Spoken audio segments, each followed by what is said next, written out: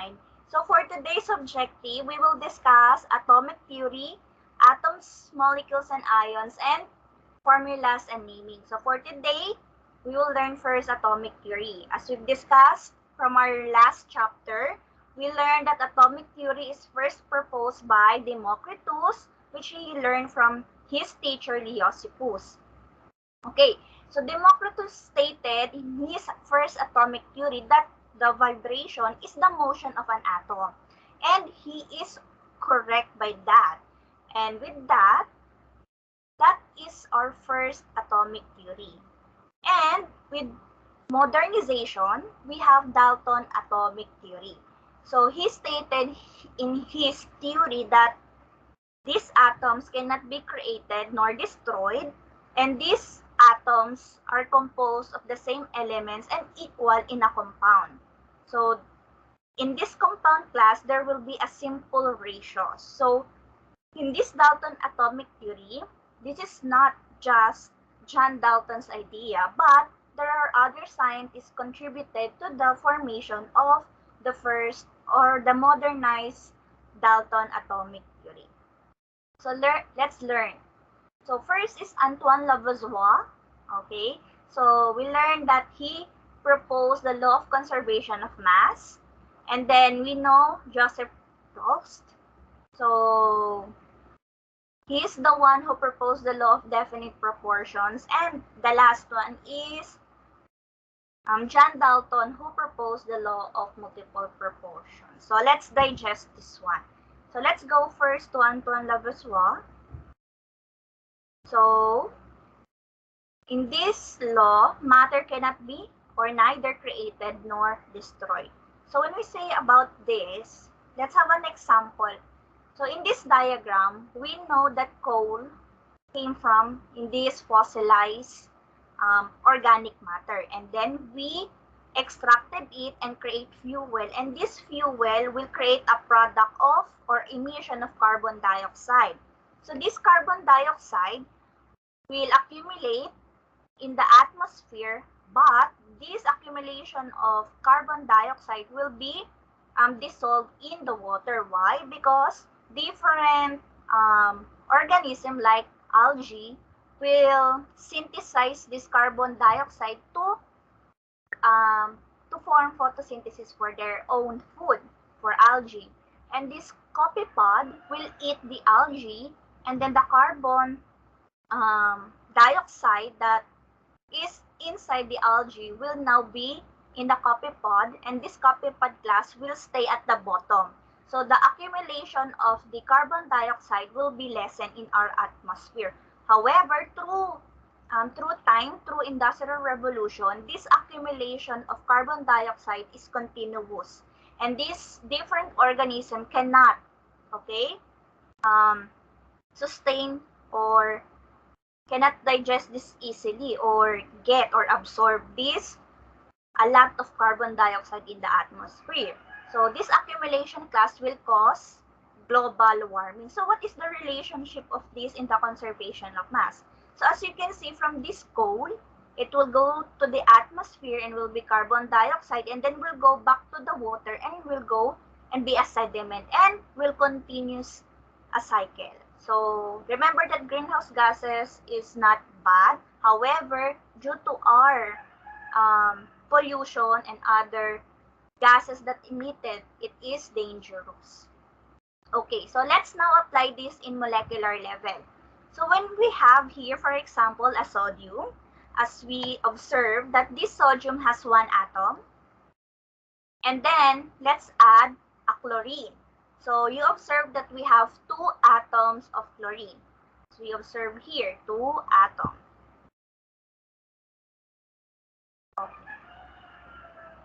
Okay, so we have two atoms here of chlorine.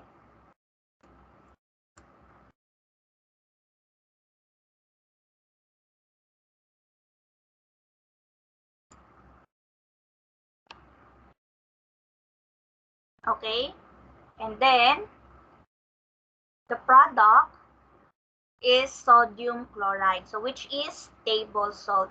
As you can see here, class, in our atom, what did you observe?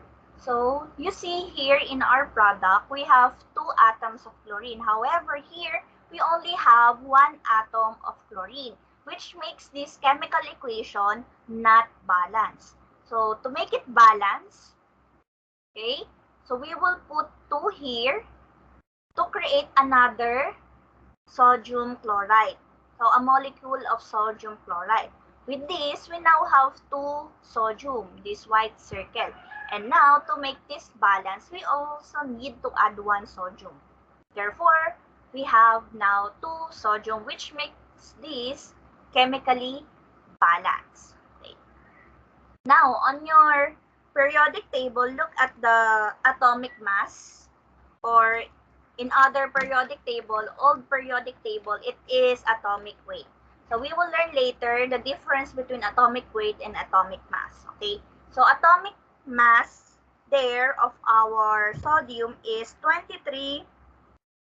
So 23. So I just rounded it off to whole number so we can easily add it.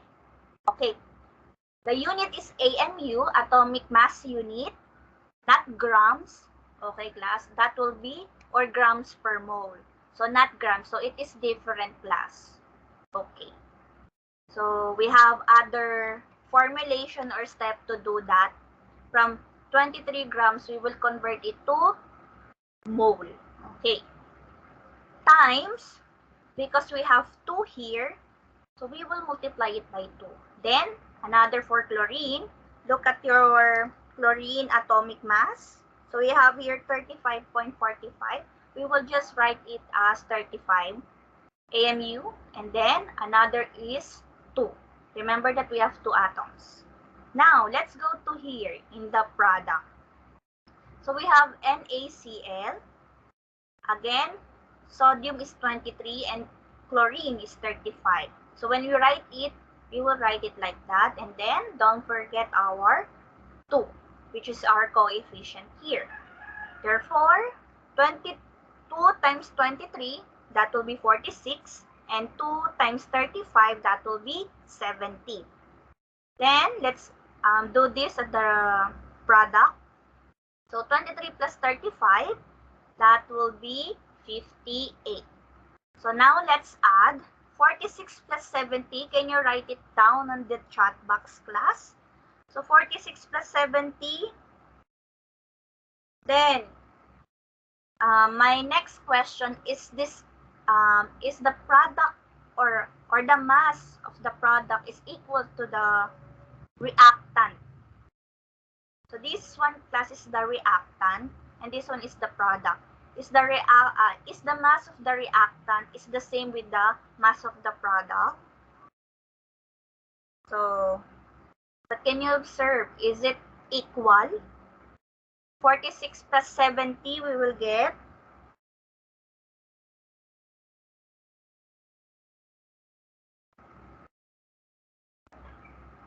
Okay, very good. So 116 atomic mass unit. Okay, so at the product, so this one, for the reactant, we have a mass of 116 atomic mass unit. And at the product, we also have 116 atomic mass unit, which makes this equal.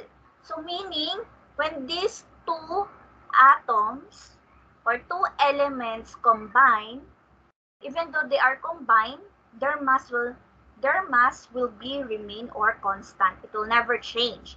That is the law of conservation of mass in molecular level. So now that we know how to apply the law of conservation of mass, now let's go to law of definite proportion.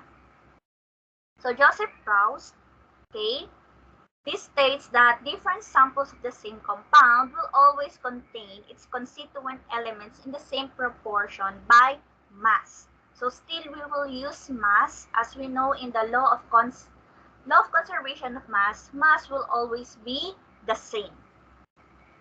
Okay, or equal. So we have here salt, and if you observe the salt in the chemical formula of salt is sodium and then chloride.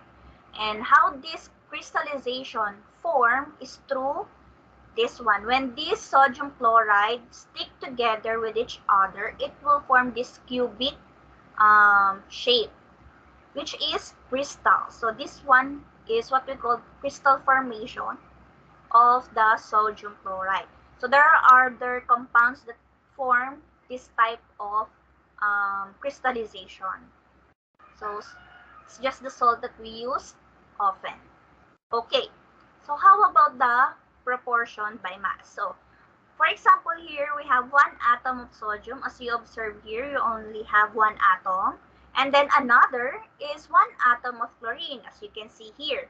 Not this one, but this one. We are just looking at the one compound. Okay? So in equal, we have 23 atomic mass unit for sodium, and then the chlorine is 35 atomic mass unit.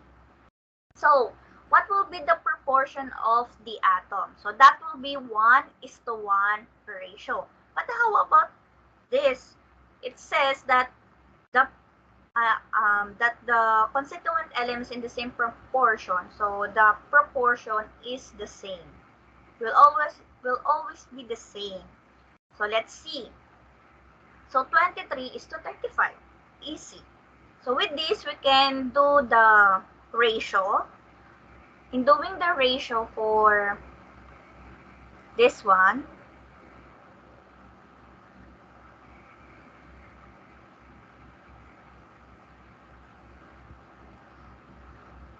okay, here we go. So 23 is to 35.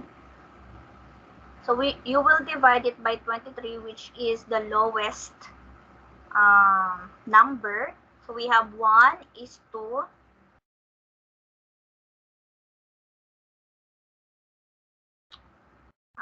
calculator, guys. 35 divided by 23. 35 divided by 23. That will be 1.5. 1.5. Okay. So why? So when you round it off to whole number, you will get 1:2. As you observe here in our first example, you observe that there is one molecule of sodium with 2 molecules of chlorine. So still, our proportion is equal to the element. Okay? This is the law of definite proportion. So let's see again, let's go back so that you can see the magic. There we go.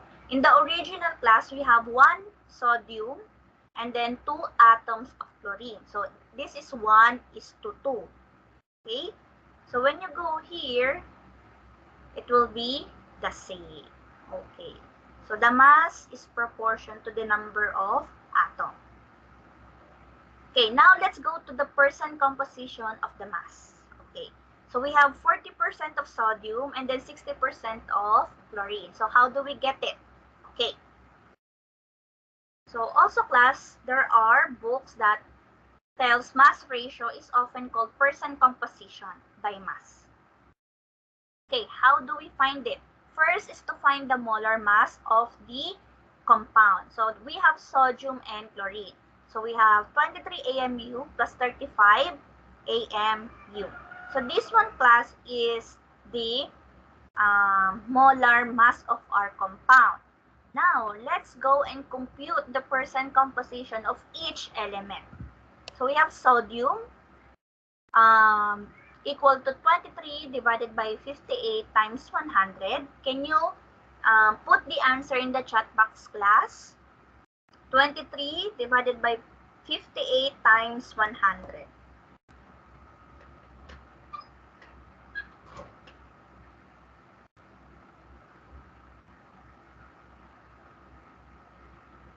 So what percent did you get?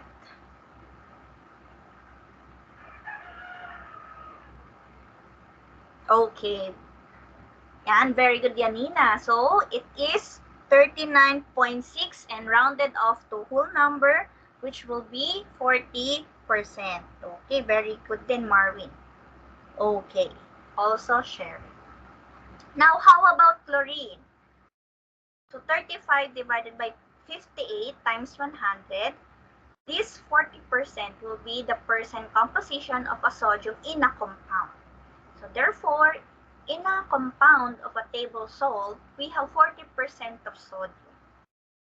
So how about here? 35 divided by 58 times 100.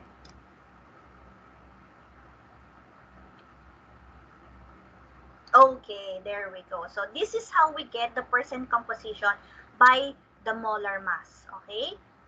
So you will observe class in some textbooks, grams per mole. Okay.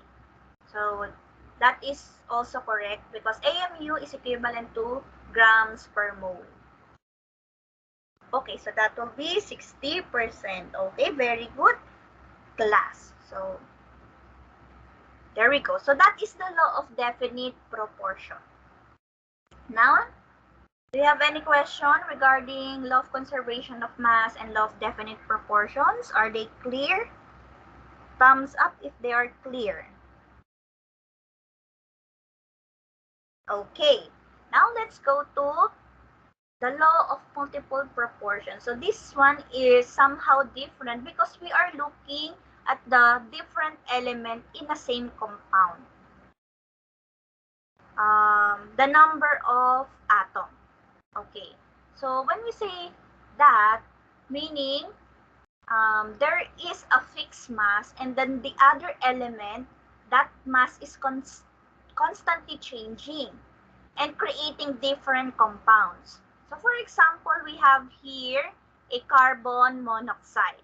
So we have one carbon and then one oxygen, which makes it a 1:1 ratio. And then we have here a carbon and then two oxygen, which makes this carbon dioxide. And then, okay, so mini class, this carbon is our fixed mass, meaning it will not change. There will be no add-ons. Okay, so the mass is constant for here in this compound. Okay, and then the oxygen is constantly changing, but their ratio is in small whole number. Okay, let's compute that. So look at your periodic table again. Our carbon is equivalent to 12 AMU, and then our oxygen is 16 AMU. So writing this one, in creating a ratio, B over A. B is our changing element, the mass, and then the A is the constant mass, so which is our carbon here. So 16 AMU over 12, which is equivalent to 1.33. And then let's go to carbon dioxide. We will have 32. How do I get 32? Because we have two atoms here, and when you multiply it by 16, 16 times 2, why 2? Because we have two atoms, and these two atoms has a mass of 16 and then 16. So that is why you multiply or you can add. So which is 32 AMU. Okay. And then it will be equivalent to 2.66 is over 1.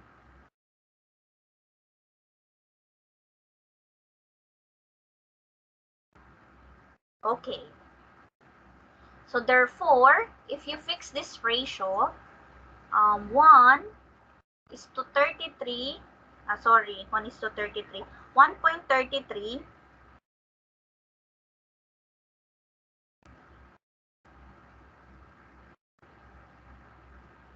okay. So 1.33 is to 2.66.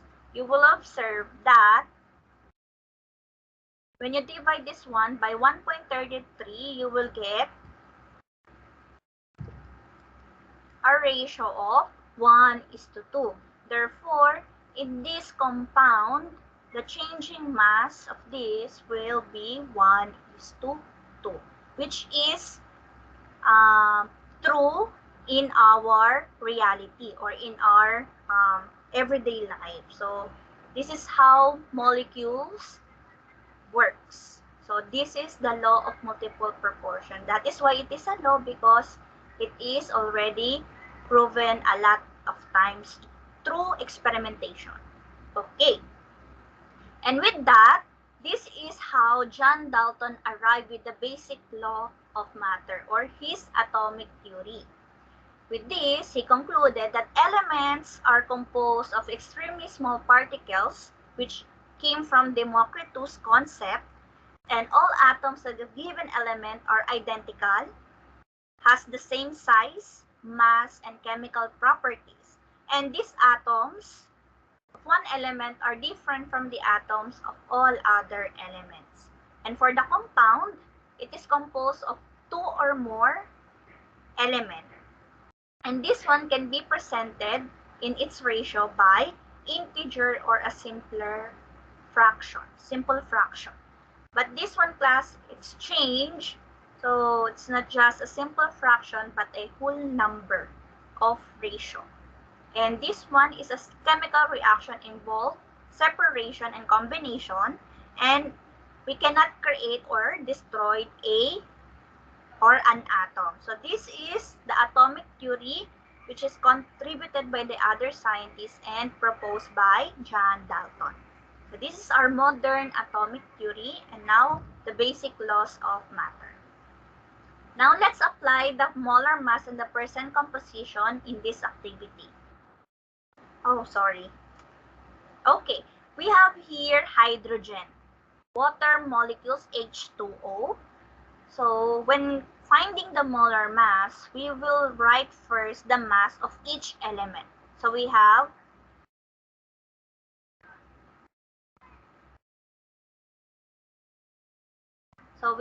hydrogen molecule, and then the oxygen atom. So for this one class, what is the atomic mass of our hydrogen? So let's just round it off, and then that will be 1. And then for our oxygen, look at the periodic table, that will be 16. But we have here 2 hydrogen. Therefore, we will multiply it by 2. And now we will have 2 AMU. AMU. And then you will add, so 16 plus 2, you will get a molar mass of 18 AMU, or grams per mole of this compound. So our water has a mass of 18 atomic mass unit. Okay, now let's find the percent composition. So do it on your own. So I'll give you 2 minutes to compute for the percent composition. So write the answer in the chat box. So for our hydrogen,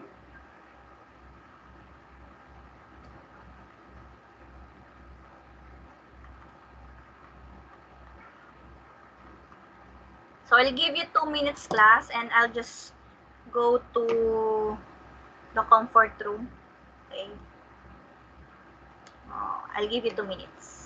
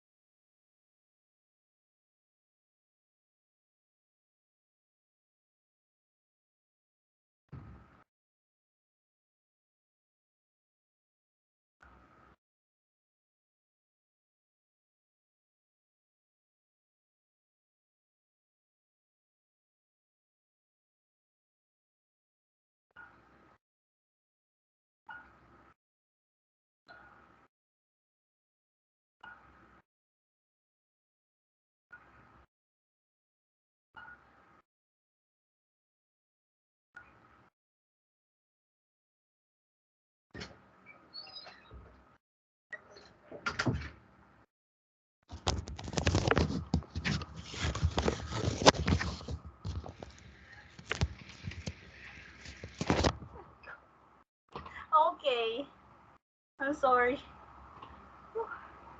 Let me check.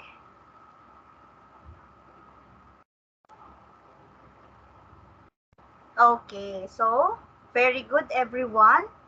So hydrogen is 11% and the oxygen is 89%. Okay, very good, everyone. So this is the percent composition of each element. So 11%, and then we have here 89%. So this is class rounded off to the whole number.